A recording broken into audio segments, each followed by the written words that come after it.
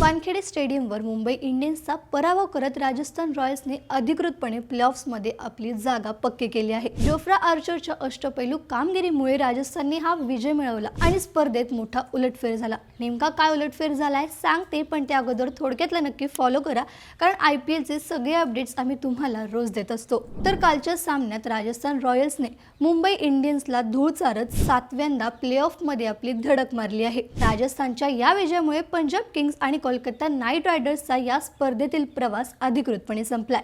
पहिल्यांदा फलंदाजी करताना राजस्थानची सुरुवात जरा खराब झाली होती, पण ऐनवेळी जोफ्रा आर्चरला फलंदाजीत बढती देण्यात आली आणि त्यांनी अवघ्या 15 चेंडूत 32 धावा कुटून सामना बदलला।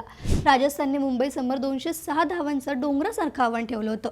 धावांचा पाठलाग करताना मुंबईचा हिटमॅन रोहित शर्मा पहिल्याच षटकात 0 बाद झाला। सूर्यकुमार यादवने 42 चेंडूत 60 धावांची धडाकेबाज अर्धशतकी खेळी केली आणि हार्दिक पांड्याने 34 धावा करून मुंबईला जिंकण्याचा प्रयत्न केला।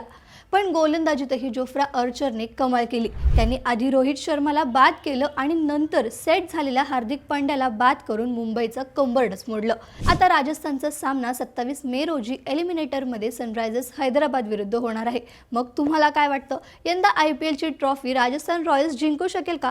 तुमचं मत आम्हाला हो किंवा नाही मध्ये सांगा। ही रील तुमच्या क्रिकेट फॅन्सला शेअर करा आणि अशाच अपडेट्ससाठी थोडक्यातला फॉलो करा।